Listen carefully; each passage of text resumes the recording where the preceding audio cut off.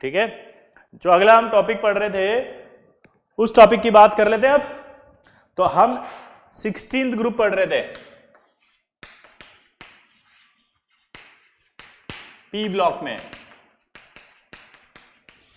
और 16th group में मैं आधा पढ़ा चुका था पहले वाले में, जो कि आपको मिल जाएगा, देखेंगे तो आप, वहां लिखा होगा P block 16th group lecture 1, और आज उसका लेक्चर 2 चल रहा है। तो अब ओजोन तक कंप्लीट हुआ था, अगर याद हो तो। कहां तक हो गया था? ओजोन तक। और आज हम पढ़ेंगे उसके अंदर H2O2 अगला।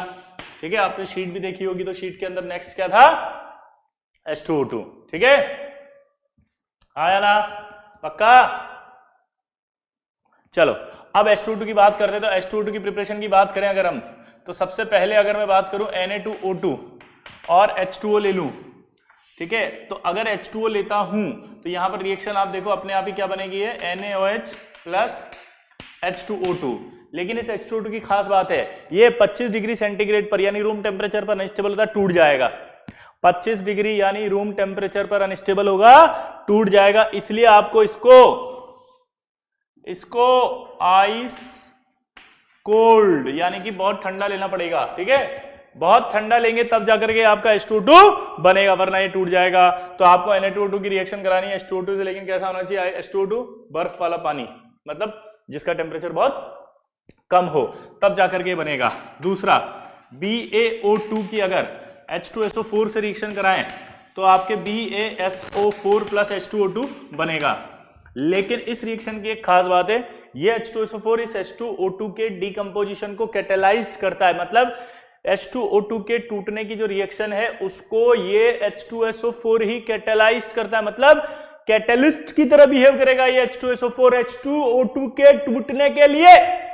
तो क्या आप एक ऐसा एसिड लेंगे जो H2O2 को तोड़ दे? आंसर है नो, नहीं। इसलिए आजकल इसको हटा करके हमने BaO2 के साथ H3PO4 को लिया है, जिससे Ba3PO4 प्लस H2O2 बनता है। अब इस Ba3PO4 को हम वापस H2SO4 से रिएक्शन करवा देते हैं, और H2SO4 से रिएक्शन कराने के बाद यहां पर वापस ये BaSO4 प्लस H3PO4 बन जाता है। ये H3PO4 वापस से यहां रिसाइकल हो जाता है। ये H3PO4 वापस से क्या हो जाता है? ये यहां पे। अब ये इंपॉर्टेंट रिएक्शन याद हुई नहीं हुई? चलो बताओ फटाफट। क्या कि BaO2 की H2SO4 से रिएक्शन कराने पर H2O2 बनता है, लेकिन ये जो H2SO4 है ये H2SO4 खुद इसको डिकम्पोज करने के लिए कैटलिस्ट की तरह बिहेव करता है, तो ये टूट जाएगा। कैटलिस्ट आया ना? कैटलिस्ट की तरह होगा, टूट जाएगा। तो हम क्या कर रहे हैं? H2SO4 नहीं ले रहे, हम किसको यूज कर रहे हैं? फिर हम बताओ जल्दी से, H3PO4 को। H3PO4 को यूज करेंगे तो क्या होगा? H3PO4 को यूज करेंगे तो ये डिकम्पोज नहीं होगा, और अगर ये डिकम्पोज नहीं होगा तो बचा रहेगा। अब ये जो बेरियम फास्फेट मिला, इस बेरियम फास्फेट की H2SO4 से रिएक्शन करा दी, और रिएक्शन करा के BaSO4 बना के H3PO4 लिया है। ये H3PO4 वापस से रीयूज्ड हो जाएगा, तो इसलिए H2PO4 को बार बार खरीदना नहीं पड़ेगा। क्लियर? ये 3 रिएक्शन है आपकी H2O2 की प्रिपरेशन की रिएक्शन है। समझ में आई कि नहीं आई पहले बताओ? आया ना? 3 क्या 2 हो गई, मतलब तीसरी तो दूसरे का ही पार्ट थी।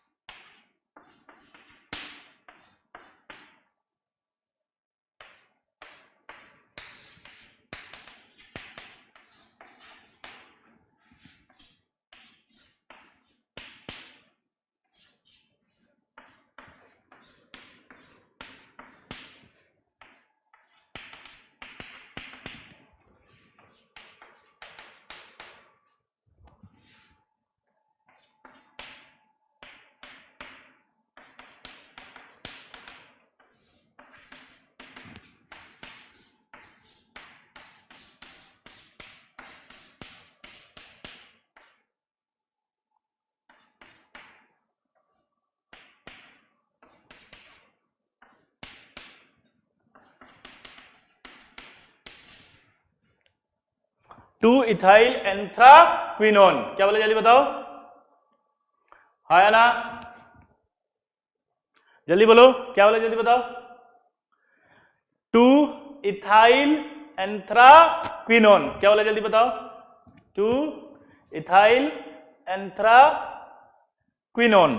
तो ये 2 इथाइल एंथ्राक्विनोन है और ये 2 इथाइल एंथ्राक्विनोन जो होता है वो H2 और पैलेडियम से रिएक्ट करके उसको रिड्यूस करता है और रिड्यूस करने के बाद आपका ये कंपाउंड बनता है। ठीक है, ये कंपाउंड क्या बना, एंथ्राक्विनोन है तो एंथ्राक्विनोल हो जाएगा और इस क्विनोल का फिर ऑक्सीडेशन करते हैं अपन। तो इस एंथ्राक्विनोल का ऑक्सीडेशन करने पर आपके पास वापस से ये आ जाएगा एंथ्राक्विनोन और साइड प्रोडक्ट आ जाएगा H2O2। तो इसका इस्तेमाल भी आपके H2O2 के प्रिपरेशन के लिए किया जाता है। ये बहुत इंपॉर्टेंट है भाई, जेईई में आ चुका है ये और ये आता भी है। तो तीसरी प्रिपरेशन हो गई H2O2 की, 2 एंथ्राक्विनोल से अगर उसका ऑक्सीडेशन करते हैं तो क्या बन जाता है आपके पास H2O2 और इसको वापस रीयूज कर लेते हैं। हाँ या ना, ये जो बीच में एंजॉयड रिंग है वो गलत है, उसको हटा देना शीट के अंदर से, शीट वाली को मत देखें। ठीक है, ये इसको देख लेना, शीट में मत देखना। ठीक है, उसमें थोड़ा प्रिंटिंग मिस्टेक था, वो करवाया भी था क्लास में जब डिस्कस करा रहे थे। क्लियर, आया ना? अरे यहां C2H5 भी था ये, ठीक है, वो अभी मिटा रहा हूं तो दिखा नहीं मेरे को। ठीक है ना, क्लियर। अब इधर देखो, अब अगर हम बात करते हैं किसकी, इसकी प्रॉपर्टीज थी, तो H2O2 जो होता है वो कैसा होता है, एसिडिक। कैसा होता है, एसिडिक।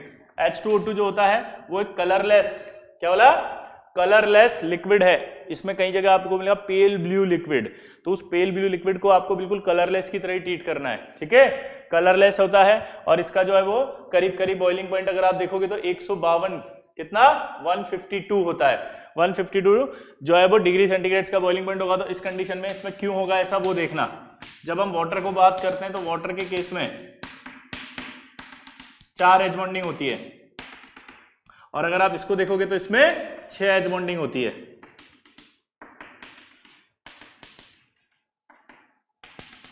ठीक है, तो इसके अंदर H2O2 में 6 एच बॉन्डिंग होने की वजह से इसका बॉइलिंग पॉइंट ज्यादा होता है वाटर से। हाँ या ना, जल्दी बताओ, बोलो क्या बोला, जल्दी बताओ कि H2O2 का बॉइलिंग पॉइंट ज्यादा क्यों होता है, क्योंकि H2O2 में 6 एच बॉन्डिंग होती है और उसमें नहीं होती है। क्लियर, मतलब उसमें कम होती है इससे। अब H2O2 जो होता है वो ऑक्सीडाइजिंग एजेंट और रिड्यूसिंग एजेंट दोनों होता है। क्या बोला जल्दी बताओ, H2O2 जो होता है वो oxidizing agent as well as reducing agent दोनों होता है। अब ऑक्सीडाइजिंग एजेंट होगा तो पहले तो इसको समझे हम कि H2O2 में ऑक्सीजन -1 में है। अगर मैं आपसे यहां पर बोलूंगा कि ये जो है वो H2O में चला गया और यहां आपका मैं बोलूंगा कि वो O2 में चला गया, तो क्या मैंने ये रिएक्शन सही लिखी, सोचो तो देखना जरा। ऑक्सीडाइजिंग एजेंट का मतलब है दूसरे को ऑक्सीडाइज करेगा, खुद रिड्यूस होगा, -2। रिड्यूसिंग एजेंट का मतलब होगा कि दूसरे को रिड्यूस करेगा और खुद ऑक्सीडाइज होगा, -1 0। क्या मैंने ये सही लिखा, देख के बताओ, आया ना, जल्दी बोलो, आया ना, सही है।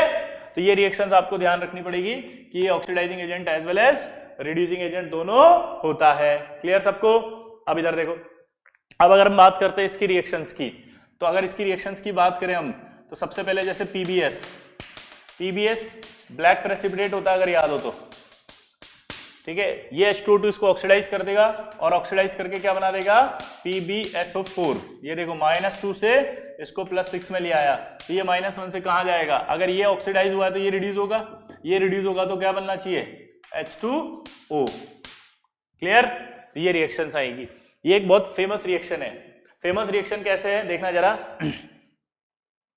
क्या फेमस रिएक्शन है कि जब ये जो पीबीएस है, पेंटिंग्स जो होती है ना, पेंटिंग, वो काफी से लंबे समय तक रखने के बाद ब्लैक हो जाती है। तो ब्लैक होने के बाद उनको अगर साफ करना हो तो इस सॉल्यूशन से किया जाता है H2O2 से। तो वो क्या करता है, इस PbSO4 को ऑक्सीडाइज करके PbSO4 में ले आता है और ये PbSO4 पानी में इनसोल्युबल होता है तो बाहर निकल जाता है पानी से। ठीक है, तो इसको पेंटिंग साफ करने के लिए भी इसका काम किया जाता है। क्लियर, हाँ या ना। ओल्ड ऑयल पेंटिंग्स को इसमें क्लीन करने के लिए यूज किया जाता है। क्लियर सबको। तो ये रिएक्शन सबसे इंपॉर्टेंट थी इसमें। लेकिन एक बात ध्यान रखना, अगर मेटल सल्फाइड आ रहा है, ये मेटल है सल्फाइड और H2O2 हो तो वो उसको मेटल सल्फेट में ले जाता है। लेकिन अगर सिर्फ H2S है तो फिर इसका पोटेंशियल इतना नहीं हो रहा है कि वो इसको सल्फेट में ले जाए, वो सिर्फ किस में ले जाता है, इसको सल्फर में। इसी तरह से ओजोन के केस में भी होता है, अगर ओजोन होता है यहां तो भी यही होता। ठीक है, मेटल सल्फेट्स को ले जाया जाता है, किस, मेटल सल्फाइड को ले जाया जाता है सल्फेट में, लेकिन H2S गैस हमेशा किस में जाती है, सल्फर में। किस में जाती है, सल्फर। ये दोनों रिएक्शन इंपॉर्टेंट है, कंफ्यूज नहीं होंगे इसके अंदर। ठीक है, तो यहां पर बात हुई मेटल सल्फाइड को लेके गया ये। ठीक, अब आगे की बात करते हैं अगर अपन, तो जैसे NaNO2 Na2SO3 Ki H2S मैंने लिखा ही है ये। ठीक है, FeSO4 plus H2SO4 plus H2O2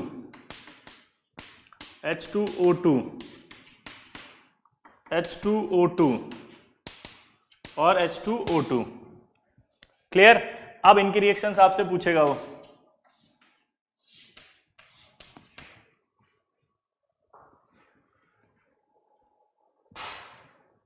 चलो अब यहां क्या कर रहा है, इसको ऑक्सीडाइज कर रहा है इसको, तो ये NaNO3 कहां जाएगा बताओ जल्दी, हाँ या ना।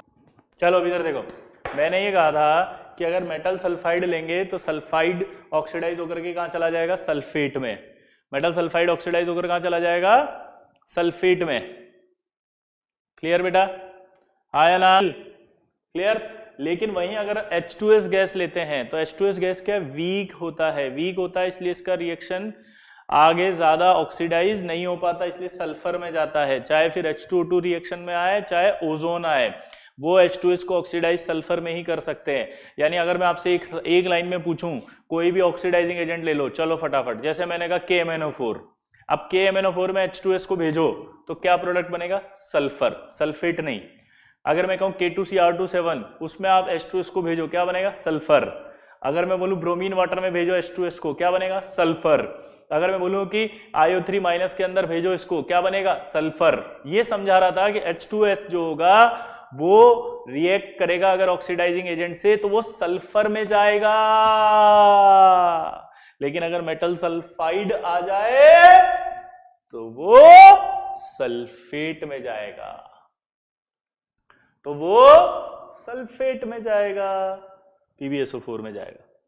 अभी भी नहीं आया समझ में, आया ना, पक्का।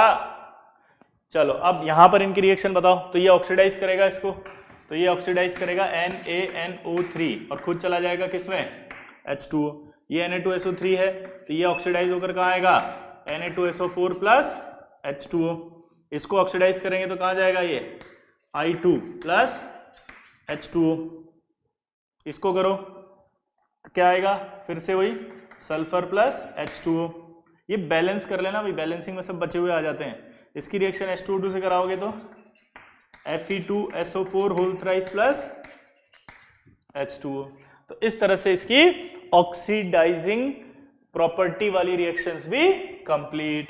हाँ या ना, कौन सी रिएक्शन कंप्लीट हुई जल्दी बताओ, हाँ या ना, जल्दी, ऑक्सीडाइजिंग। अब आगे बढ़े, अब इसकी रिड्यूसिंग प्रॉपर्टी वाली रिएक्शन की बात करते हैं।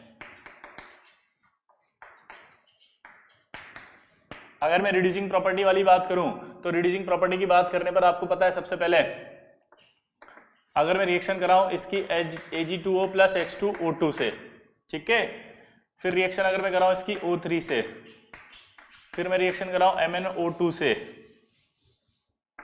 फिर PbO2 से, ठीक है, फिर आपकी रिएक्शन अगर मैं कराऊं इसकी Pb3O4 से। चलो बताओ प्रोडक्ट बताओ,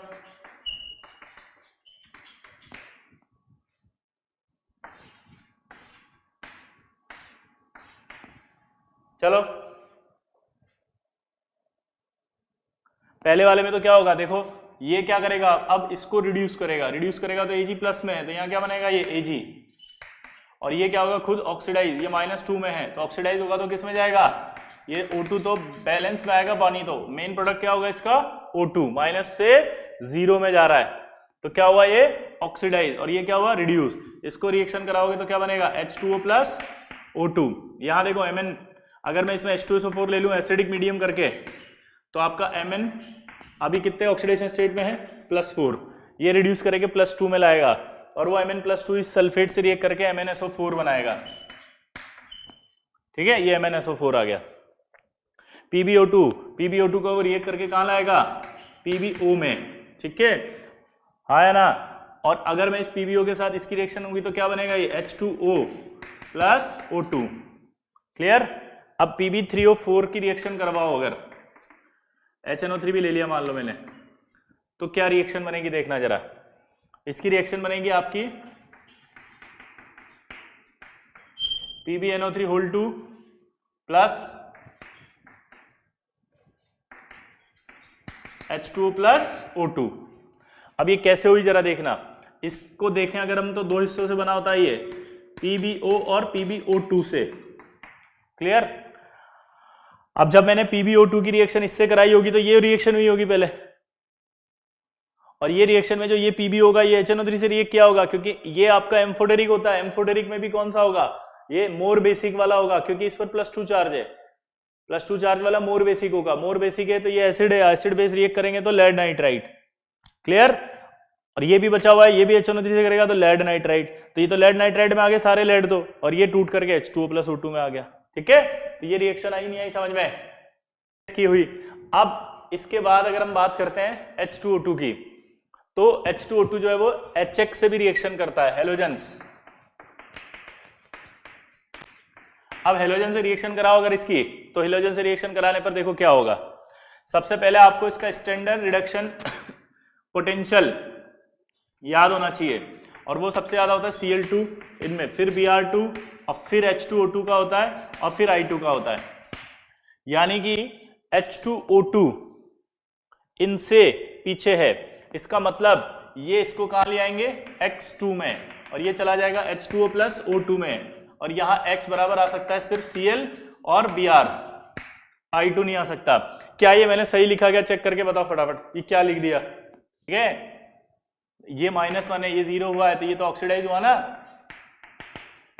तो इसका मतलब ये ऑक्सीडाइज होंगे, और ये इसको रिड्यूस कर रहे हैं क्योंकि इसका रिडक्शन पोटेंशियल इससे ज्यादा है, तो इसने इसको क्या किया बोलो, ले गया उधर और खुद ऑक्सीडाइज हो गया। क्लियर। अगला देखो,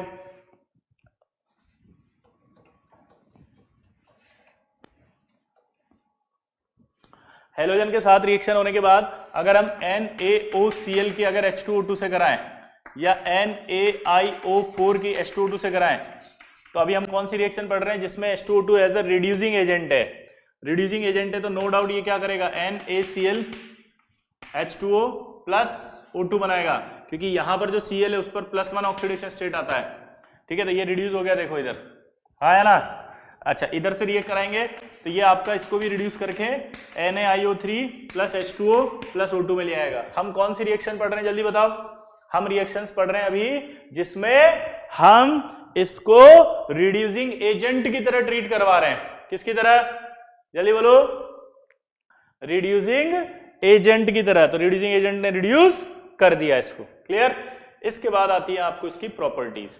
प्रॉपर्टीज के बाद इसकी यूजेस की बात अगर हम करें तो इसको as a rocket propellant use किया जाता है। किसकी तरह यूज किया जाता है, एज अ रॉकेट प्रोपेलेंट। तो अब रॉकेट प्रोपेलेंट में कैसे यूज करते हैं वो देखो। अगर आप रॉकेट प्रोपेलेंट में यूज करते हैं तो आपका NH2 प्लस H2O2 से रिएक्शन कराएं अगर हम, तो आपका N2 प्लस H2O बनेगा। ठीक है, और ये N2 प्लस H2O बना ये N2 प्लस H2O जो बना, ये एक हाईली एक्सोथर्मिक रिएक्शन है। क्या है ये, हाईली एक्सोथर्मिक रिएक्शन। क्या है ये,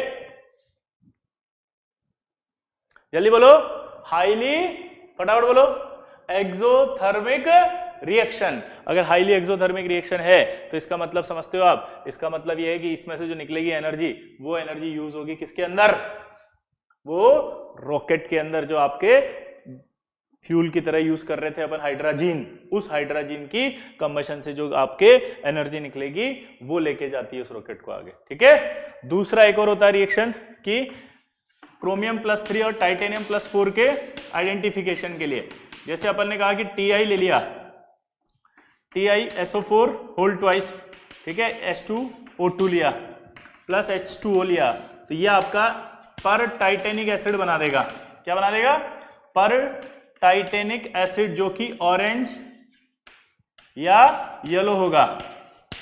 कैसा ये? इसका नाम है पर टाइटेनिक एसिड। क्या नाम होता है इसका? पर टाइटेनिक एसिड। ये ऑरेंज और येलो कलर का होता है और H2SO4 साथ में बनता है। इस H22 का उपयोग इसके आइडेंटिफिकेशन में भी करते हैं। हाँ या ना? क्या बोला जल्दी बताओ। मैंने इसके आइडेंटिफिकेशन में भी करते हैं। हाँ, H2O2 के बाद अब अपन आते हैं सल्फर। क्या बोला जल्दी बताओ। क्या?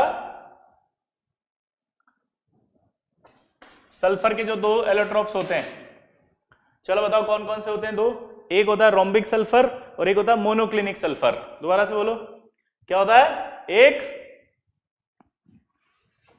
रोम्बिक और एक मोनोक्लिनिक। रोम्बिक को बोलते हैं अल्फा और मोनोक्लिनिक को बीटा।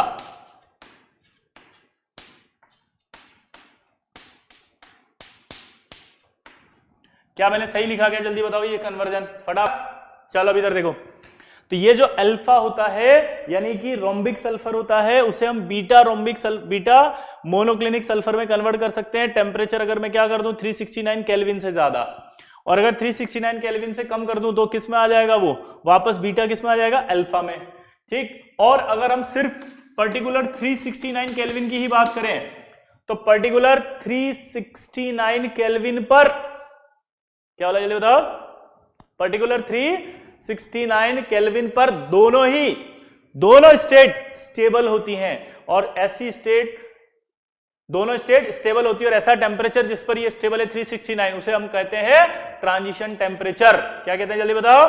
Transitional temperature. तो अगर आपसे पूछे कि ट्रांजिशन टेम्परेचर की कौन सा होता है तो क्या बोलेंगे हम? 369। क्या होता है जल्दी बताओ? 369।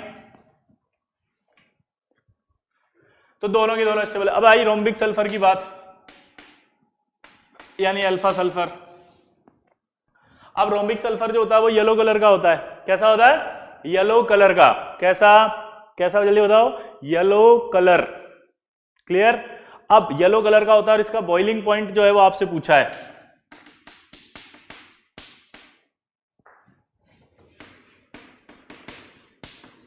और इसकी स्पेसिफिक ग्रेविटी होती है 2.06। जल्दी से बताओ, क्या ये सही लिखा है? क्या रोम्बिक सल्फर का? जल्दी बोलो। येलो कलर का होता है और 369 केल्विन आपको बता ही दिया था अभी कि ट्रांजिशन टेम्परेचर होता है। इसका बॉइलिंग पॉइंट क्या सही है? क्या ये 385.8 केल्विन और 2.06 इसकी जो है वो स्पेसिफिक ग्रेविटी होती है। जल्दी बताओ, सही है? हाँ या 385.8 क्या है इसका? जल्दी बताओ। एमपी। क्या? एमपी। क्या? ठीक। अब आपकी बात करें तो ये जो होता है ना, ये पानी में सॉल्युबल नहीं होता है। क्या बोला जल्दी बताओ? पानी में सॉल्युबल नहीं होता है, बट डिसॉल्व हो जाता है किसमें? बेंजीन में, अल्कोहल में। ठीक है, किस में? बेंजीन में हो जाएगा, अल्कोहल जैसे ऑर्गेनिक सॉल्वेंट होते हैं ना, इनमें डिसॉल्व।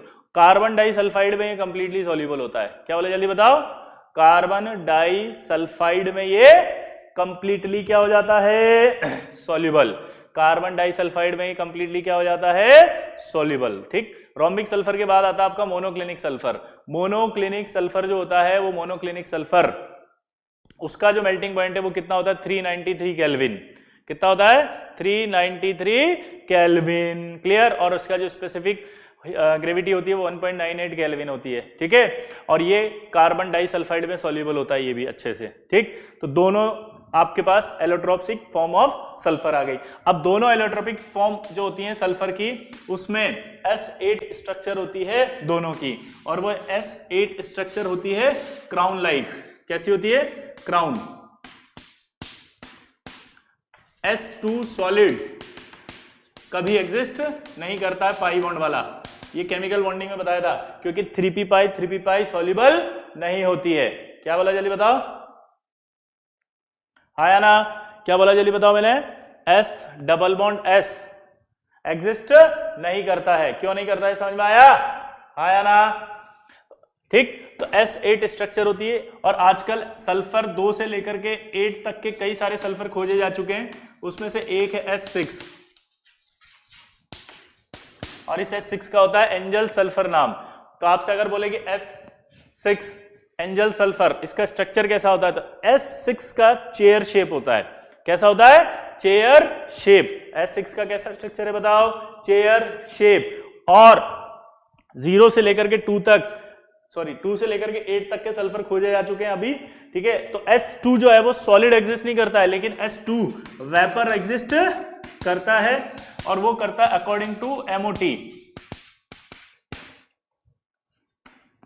ठीक है। और ये सेम प्रॉपर्टी रखता है लाइक ऑक्सीजन, और पैरामैग्नेटिक होता है, यानी इसके भी एंटी बॉन्डिंग में 2 इलेक्ट्रॉन होते हैं। जल्दी से बताओ क्या बोला मैंने, इसके भी जो एंटी बॉन्डिंग है उसमें 2, दोबारा बोलो, एंटी बॉन्डिंग में 2 इलेक्ट्रॉन्स होते हैं। अब बात है इसकी विस्कोसिटी। अगर हम नॉर्मली सल्फर का मेल्टिंग पॉइंट देखें जनरली, तो आपके 112.8 डिग्री सेंटीग्रेड के आसपास होता है। तो अगर हम टेम्परेचर 112.8 से लेकर के 160 डिग्री सेंटीग्रेड तक रखते हैं, तो इसकी विस्कोसिटी में क्या डिफरेंस आएगा, देखो ये इसकी क्या होती है, क्राउन लाइक स्ट्रक्चर है। अगर आप 112.8 से लेकर के 160 डिग्री सेंटीग्रेड तक इसका टेम्परेचर रखते हैं, तो उस कंडीशन में जो ये जो रिंग, ये आपस में एक दूसरे के पर स्लिप करने लगती है, ऐसे स्लिप करने लगती है। तो इसका मतलब ये होगा कि इसकी विस्कोसिटी स्लोली डिक्रीज होना शुरू हो जाएगी, डिक्रीज होगी अप टू 160 डिग्री सेंटीग्रेड। यानी अगर आपने उसके मेल्टिंग पॉइंट 112.8 डिग्री सेंटीग्रेड से टेम्परेचर बढ़ाना शुरू किया और आप 160 तक लेके गए, तो 160 तक जाने पर ये जो रिंग है वो आपस में एक दूसरे पर स्लिप करती है। स्लिप करने की वजह से इसकी विस्कोसिटी स्लोली डिक्रीज होने लगती है। लेकिन अगर आपने टेम्परेचर जो है वो 160 से ज्यादा कर दिया और 190 के आसपास लिया है, तो उस कंडीशन में क्या होने लगेगा, ये रिंग टूट जाएगी। ये रिंग टूट के एक लंबी चेन बन जाएगी ऐसे। अब आप सोचो उस लंबी चेन को लेके जाना बहुत मुश्किल होगा, बहुत मुश्किल होगा। तो विस्कोसिटी क्या होगी, शार्पली बढ़ जाएगी, अचानक से बढ़ जाती है खटाक से, पक्का। तो इसकी जो विस्कोसिटी है वो अचानक से बढ़ जाएगी क्योंकि लंबी चेन हो गई वो, क्लियर। तो 160 से ज्यादा टेम्परेचर करोगे तो विस्कोसिटी शार्पली इंक्रीज हो जाएगी। तो इसकी विस्कोसिटी बहुत इंपॉर्टेंट है, पूछी जाती है, आपको ध्यान होना चाहिए, क्लियर। तो ये सल्फर की कंपाउंड्स ऑफ सल्फर। या उससे पहले एक और बात आप देख लो कि इसके जो एमॉर्फस फॉर्म होती हैं वो भी 3 होती है सल्फर की। कौन कौन सी होती है, एक तो मिल्क सल्फर, एक कोलाइडल सल्फर, हाँ या ना, पक्का। और कौन सा होता है तीसरा, बताओ जल्दी से, फटाफट बोलो। सल्फर 3 होते हैं, प्लास्टिक सल्फर, कोलाइडल सल्फर और मिल्क सल्फर। अब कंपाउंड आया SO2। SO2 को कैसे बनाते हैं, तो अगर आप सल्फर को लेंगे और सल्फर को आप ऑक्सीजन की प्रेजेंस में जलाएंगे, तो सल्फर को ऑक्सीजन की प्रेजेंस में जलाएंगे तो सल्फर जलने के बाद SO3 बनाएगा, लेकिन कुछ एक्सटेंट में 6 से 8% वहां पर SO2 भी बन जाएगा। तो एक तरीका तो यह है कि जब सल्फर को आप बर्न करते हैं ऑक्सीजन की प्रेजेंस में, तो उस कंडीशन में जो है वो SO3 बनती है और 6 से 8% जो है वहां पर SO2 भी बन जाती है। दूसरा एक और तरीका होता है, और उस तरीके के अंदर हम बात करते हैं SO3 2- सल्फाइड। अगर हम इसमें एसिड डाल दें तो टेस्ट विद एसिड होगा और एक गैस निकलेगी SO2। तो टेस्ट विद एसिड से भी आपके SO2 गैस प्रोड्यूस कर सकते हैं आप, हाँ या ना, क्या बोला जल्दी बताओ। टेस्ट विद एसिड से भी SO2 गैस प्रोड्यूस कर सकते हैं, क्लियर। अब देखो आगे, अब जब बात करते हैं इसकी, तो और भी तरीके होते हैं जिनसे ये प्रोड्यूस किया जा सकता है।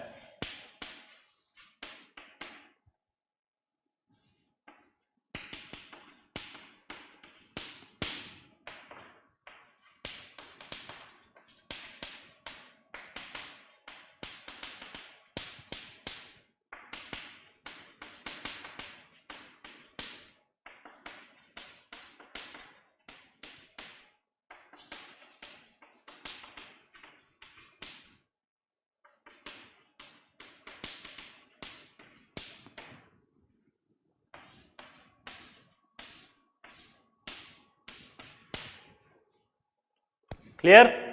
अब कंसंट्रेटेड H2SO4 से रिएक्शन मैंने उस दिन सॉल्ट एनालिसिस के अंदर जब पढ़ा रहा था तब बताई थी, याद हो तो। कंसंट्रेटेड H2SO4 से रिएक्शन जब पढ़ा रहे थे तो मैंने कहा था कि SO2 गैस निकलती है, तो इन सब से रिएक्शन जब होगी तो अपने आप ही कौन सी गैस बाहर आएगी, देखो SO2, CuSO4 plus SO2, Ag2SO4 plus SO2, HgSO4 plus SO2, CO2 plus SO2 plus H2O। ये चारकोल भी बोल सकते हो आप इसको, है ना। यहां पर सिर्फ SO2 प्लस H2O, इसको अगर ऑक्सीडाइज करेंगे तो NaHSO4 plus H2O plus SO2। तो SO2 बनाने के दूसरे तरीके भी और आ सकते हैं, अल्टरनेट मेथड्स, ठीक है। तो इन सभी एलिमेंट की अगर कंसंट्रेट H2SO4 से रिएक्शन कराओ तो जब सॉल्ट पढ़ाया था तब आपको बताया था कि कंसंट्रेट H2SO4 से आपके कौन सी गैस निकल जाती है, SO2। तो इस तरह से SO2 भी बनाया जा सकता है, ठीक है। तो SO2 की प्रिपरेशन भी कंप्लीट हो गई, क्योंकि कंसंट्रेटेड H2SO4 से बस दो नहीं किया करते रिएक्शन, गोल्ड और प्लेटिनम, ये रिएक्ट नहीं करते, बाकी जनरली सब रिएक्ट करके क्या देते हैं, SO2।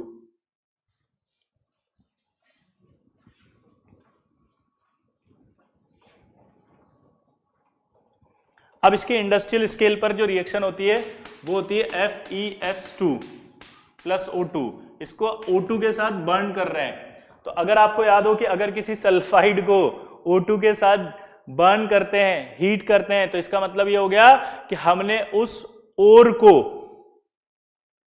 In presence of air heat किया है, तो उसका एक नाम होता है roasting, that is called roasting. तो अगर लैंग्वेज में आ जाए कि इस FeS2 के रोस्टिंग से गैस जो निकलती है वो SO2 होगी, तो सही है कि गलत है, यस, क्लियर। तो रोस्टिंग ऑफ FeS2 से जो SO2 निकलती है उसे इंडस्ट्रियल स्केल पर बनाया जाता है, क्लियर। और इसका भी एक नाम होता है, अगर याद हो तो, फूल्स गोल्ड। क्या होता है, फूल्स गोल्ड, ठीक है। तो ये इंडस्ट्रियल स्केल पर भी बन जाएगी। अब जब SO2 की बात करोगे तो SO2 जो है वो एक गैस होगी, कलरलेस, परंतु पंजेंट स्मेल होती है इसकी, कलरलेस होती है और पंजेंट स्मेल होती है, हाँ या ना, हाँ या ना, पक्का। तो क्या बोला मैंने, बताओ। SO2 गैस जो होती है वो कैसी होती है, पंजेंट स्मेल होती है, और पंजेंट स्मेल होने के साथ साथ एक खास बात है, एसिडिक गैस होती है। अगर ये एसिडिक गैस है तो ये NaOH पे पास करोगे तो आपका एक सॉल्ट बना देगा Na2SO3। और आपने पढ़ा था अगर एक्सिस में SO2 पास कर दें इसमें तो आपका ये बाईसल्फाइड बन गया था, आया ना, पक्का। अगर आप SO2 को NaOH से पास करेंगे तो सोडियम सल्फाइड होगा, और अगर एक्सिस में पास करेंगे तो जल्दी बोलो क्या बन जाएगा, सोडियम बाईसल्फाइड। क्या बन जाएगा, सोडियम बाईसल्फाइड। तो ये आपके एसिडिक रिएक्शन थी इसकी। अब SO2 जो होती है वो ऑक्सीडाइजिंग एजेंट और रिड्यूसिंग एजेंट दोनों होती है। क्या बोला, जल्दी बताओ। SO2 oxidizing agent as well as reducing agent दोनों होती है। कैसे, अगर कोई भी ऑक्सीडाइजिंग एजेंट लिया होगे आप तो ये कहां चली जाएगी, सल्फेट में, और अगर रिड्यूसिंग एजेंट लिया होगे तो कहां चली जाएगी, सल्फर में। लेकिन अगर कोई बहुत स्ट्रॉन्ग रिड्यूसिंग एजेंट लिया होगे तो कहां चली जाएगी, सल्फाइड में, क्लियर। तो ये इसकी रिएक्शंस होती हैं, और ये सारी रिएक्शन है मैंने सॉल्ट एनालिसिस में पढ़ाई थी। मैं आपको बोल के भी बता सकता हूं, यहां पर आपने क्या क्या लिखना था, KMnO4, KMnO4 का पिंक या पर्पल सोल्यूशन होता है, उसके अंदर SO2 पास करते हैं तो Mn+2 का colourless solution plus sulphate. Dichromate याद करो, K2Cr2 में SO2 पास करो तो Cr+3 का ग्रीन सोल्यूशन बन जाता है प्लस सल्फेट। फिर तीसरी थी Fe+3 का येलो सोल्यूशन होता है, उसमें SO2 पास करते हैं तो Fe+2 का ग्रीन सोल्यूशन प्लस सल्फेट। फिर ब्रोमीन का ब्राउन कलर होता है, उसमें SO2 पास करते हैं तो वो Br- प्लस SO2 बनती है, यानी ब्राउन कलर, कलरलेस। फिर IO3 में SO2 पास करते हैं तो IO3 से I2 बनती है, और I2 फिर स्टार से पास करते हैं तो डीप ब्लू, याद आया, कॉम्प्लेक्स बनता है तो डीप ब्लू कलर आता है। ये भी आपकी S की ऑक्सीडाइजिंग प्रॉपर्टी, रिड्यूसिंग वाली प्रॉपर्टी की बात करें तो जिंक प्लस H2SO4 से रिएक्शन करते तो नेसेंट हाइड्रोजन बनती है। Nascent hydrogen strong reducing agent होता है और नेसेंट हाइड्रोजन जो भी आएगा हमेशा उसको लोएस्ट ऑक्सीडेशन स्टेट में फेंक जाएगा। तो सल्फर का लोएस्ट ऑक्सीडेशन स्टेट -2 आएगा, इसलिए सल्फर से -2 बन जाएगा। ऐसे डिवार्ड अलॉय के साथ बताया था, जिंक प्लस NOH अगर आएगा तो दोनों रिएक्ट करके नेसेंट हाइड्रोजन बनाएगा। नेसेंट हाइड्रोजन हमेशा स्ट्रॉन्ग रिड्यूसिंग एजेंट कहलाएगा और वो स्ट्रॉन्ग रिड्यूसिंग एजेंट इस सल्फर को उठा के सल्फाइड में ले आएगा।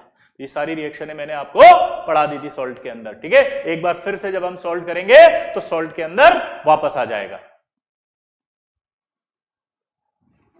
तो यहां तक की बात अपन ने समझ में आ गई कि SO2 की रिएक्शन थी। SO2 की रिएक्शन जो है वो ऑक्सीडाइजिंग एजेंट और रिड्यूसिंग एजेंट है। अब SO2 का एक खास और यूज होता था, अगर याद हो तो, कि SO2 प्लस वाटर रिएक्ट करके H2SO4 प्लस H बनाता था, याद है। और ये माइल्ड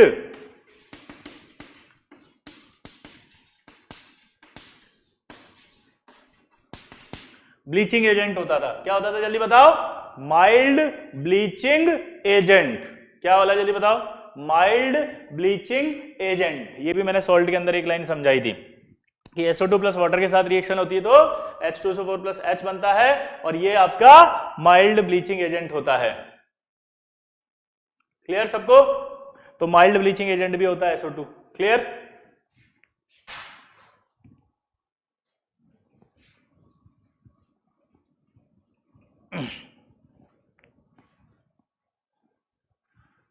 तो अगर बात करें हम SO2 की तो माइल्ड ब्लीचिंग एजेंट होता है, ये समझ में आ गया। अब SO2 की रिएक्शन की खास बात एक क्या कि SO2 अगर Cl2 के साथ रिएक्शन कराएं in presence of charcoal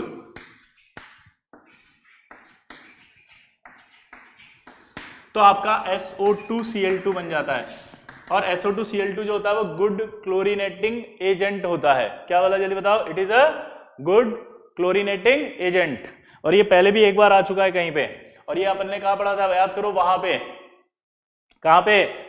hydrolysis के अंदर आया था ये, ठीक है। और पी ब्लॉक के अंदर भी एक जगह आया था, अगर याद हो तो। कहां पे बताओ?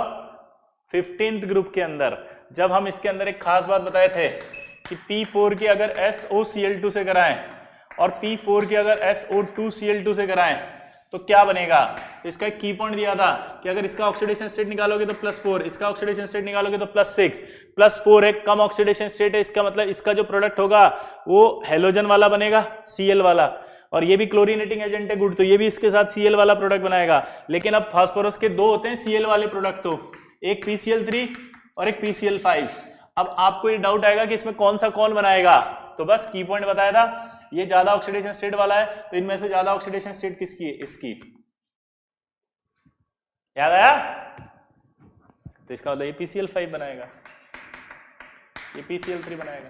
की पॉइंट से याद करो, बताया था ज्यादा ऑक्सीडेशन स्टेट तो ज्यादा वाला बनाएगा, कम ऑक्सीडेशन स्टेट कम वाला बनाएगा, ठीक है। चलो, और एक फेमस रिएक्शन SO2 की अगर O2 से कराई जाती है और उसमें वेनेडियम पेंटा ऑक्साइड लिया जाता है तो ये SO3 बनाता है।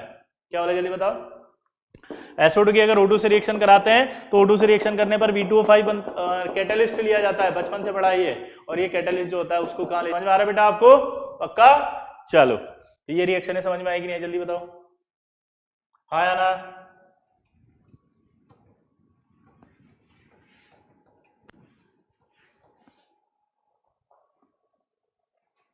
क्लियर सबको?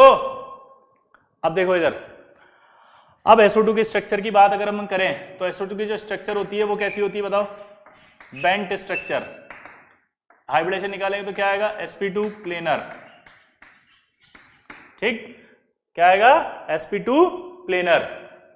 अब इसके यूज की बात करें तो पहला जो यूज है वो, पहला यूज इसका आएगा SO2 का कि ब्लीच करने के काम आती है, किसको? सिल्क और वूल को, ठीक है। दूसरा यूज कि ये जो है वो कई सारे कंपाउंड बनाने में काम आती है, sodium bisulphide, sodium sulphide, calcium bisulphide, ठीक है। इसी तरह से लिक्विड SO2 जो होती है वो एक गुड सॉल्वेंट की तरह यूज करती है ऑर्गेनिक और इनऑर्गेनिक केमिस्ट्री के अंदर, ठीक। तो ये जो इसके यूजेस होते हैं वो आपको इंपॉर्टेंट है, ध्यान रखने हैं, ठीक है। फिर से बोल रहा हूं, ब्लीचिंग बोलो किसके लिए काम आता है? रिफाइन करने के लिए। और रिफाइन किसके लिए? रिफाइन बताओ किसके लिए? सिल्क और वूल को रिफाइन करने के लिए। फिर कई सारे कंपाउंड बनाने के लिए यूज करते हैं, जैसे sodium sulphide, sodium bisulphide, calcium bisulphide, ये सारे कंपाउंड बनाने के लिए इसका यूज किया जाता है। तीसरा एक यूज जो मैंने बताया अभी कौन सा, कि इसका जो लिक्विड SO2 होती है वो अच्छा ऑर्गेनिक सॉल्वेंट होता है किसके अंदर, बोलो किसके अंदर, ऑर्गेनिक और इनऑर्गेनिक केमिस्ट्री के अंदर। ठीक, तो इसके ये यूजेस भी आपको याद करने हैं। ठीक, इसके बाद आता है आपका दूसरा कंपाउंड H2S। अब H2S बनाने का एक सिंपल सा तरीका, और वो सिंपल सा तरीका मैंने बताया था आपको, याद करो कि FeS ये सॉल्ट में पढ़ाया था, अगर FeS की रिएक्शन डाइल्यूट H2SO4 और डाइल्यूट HCl से करा दें तो ये एक ऐसा ब्लैक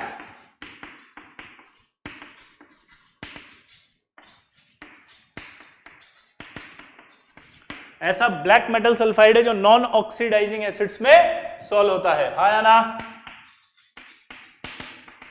क्या बोला जल्दी बताओ, पक्का नॉन ऑक्सीडाइजिंग एजेंट में सॉल्युबल हो जाता है, जिससे ये FeSO4 FeCl2 और H2S गैस बनाता है। ये H2S गैस इस रिएक्शन से, याद करो, किप्स एपरेटस में बनाई जाती है।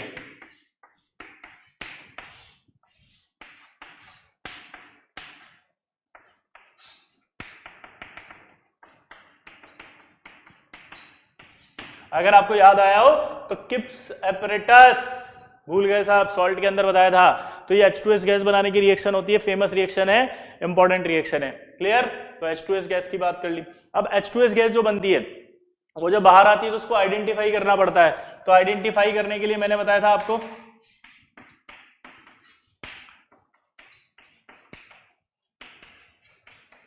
कैडमियम एसीटेट और लेड एसीटेट का पेपर लिया जाता है। तो जब H2S बाहर निकलती है तो अपन क्या करते हैं, यहां पर आप जल्दी बोलो, यहां पर आप क्या करते हो, ये H2S बाहर निकलेगा इससे, और ये जब बाहर निकलेगा तो यहां पर आपका जो ये कैडमियम एसीटेट या लेड एसीटेट का जो पेपर है वो H2S से रिएक्ट करेगा। अगर कैडमियम एसीटेट होगा तो CDS का येलो PPT बनेगा, और अगर आपका लेड होगा तो उसका ब्लैक प्रेसिपिटेट बनेगा।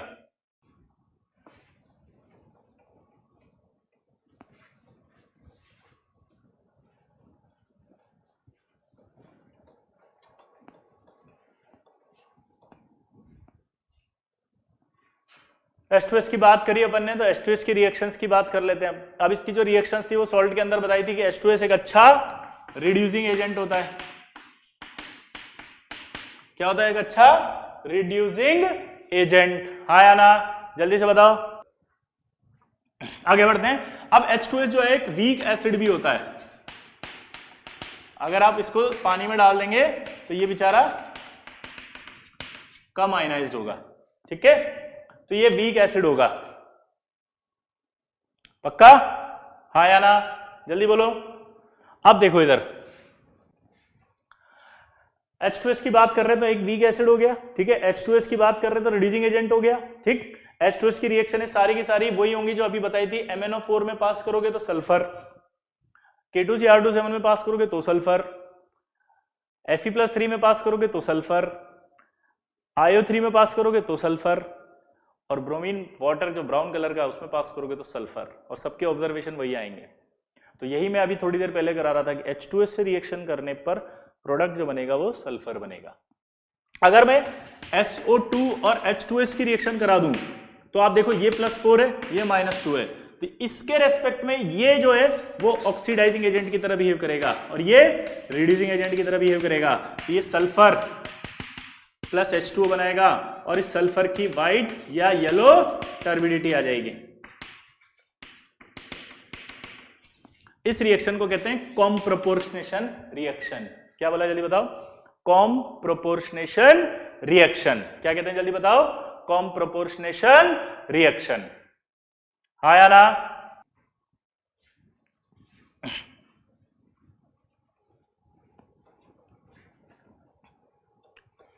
अब जो H2S होता है ना, इस H2S को हम H2S कोई भी गैस होती है तो उस गैस को क्या एब्जॉर्ब करने वाले होते हैं, उन्हें कहते हैं डिहाइड्रेटिंग एजेंट, मतलब उसमें से पानी बाहर निकालने वाले। ठीक है, और अगर उस गैस को अपने ऊपर एब्जॉर्ब कर ले तो उन्हें कहते हैं ड्राइंग एजेंट।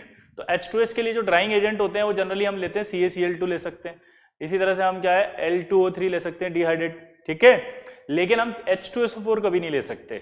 हम कौन सा इसके लिए नहीं ले सकते ड्राइंग एजेंट के तौर पर, H2S। क्यों बताओ जल्दी से, कि अगर आप चाहो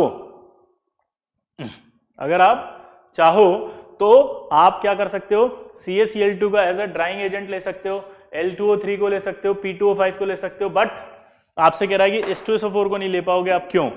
H2SO4 को क्यों नहीं ले सकते, जल्दी बताओ, जल्दी बोलो, सोच लिया? चलो बोलो क्या बनेगा?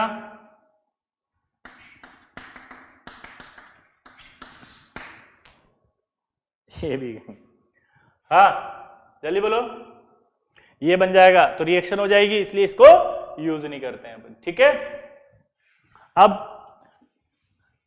इसके बाद अगला कंपाउंड आता है इसका H2SO4।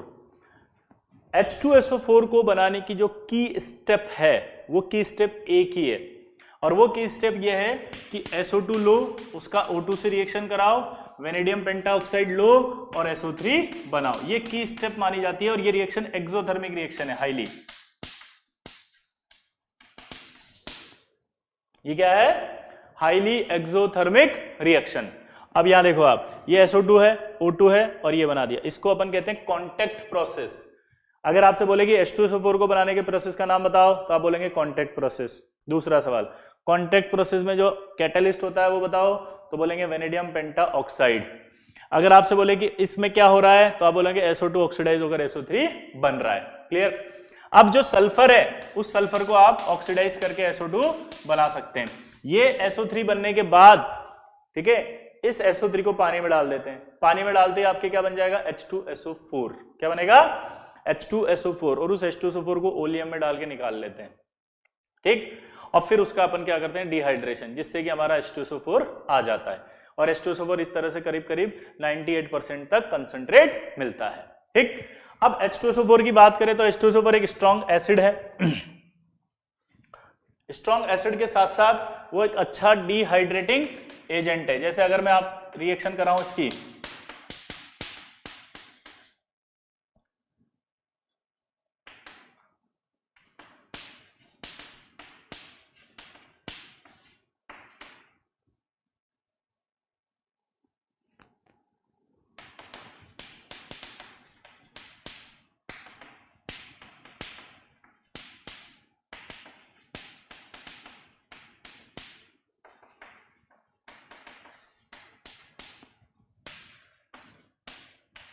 ये